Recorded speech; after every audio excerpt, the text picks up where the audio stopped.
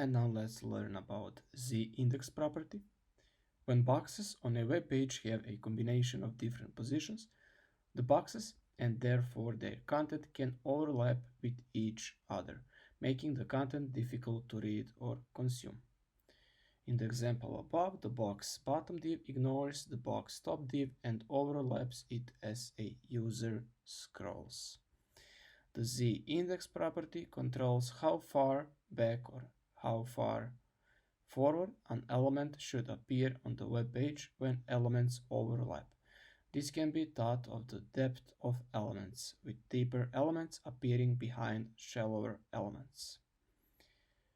The z-index property accepts integer values. Depending on their values, the integers instruct the browser on the order in which elements should be displayed on the web page. Example above, we set the box top element position to relative, z-index to 2. We changed position to relative because the z-index property doesn't work on static elements. So in order to use the z-index property, you need to change position of that element to something other than static value.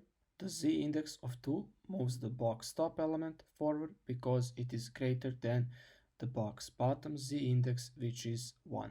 See the example image below. Here is the box top element and this blue one is the box bottom, and it is positioned under the box top element because it has lower value for the z-index property. So it is 1 and this one has z-index of 2, and that's why it has the priority over this one.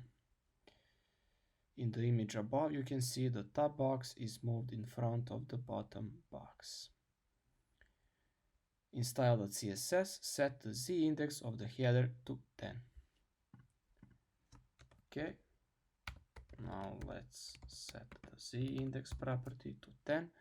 Notice how the header is no longer covered by other elements when you scroll. And let's see that. Let's scroll down the page.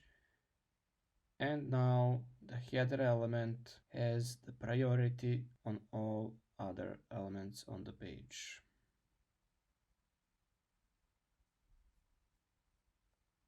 Okay, let's proceed to the next exercise.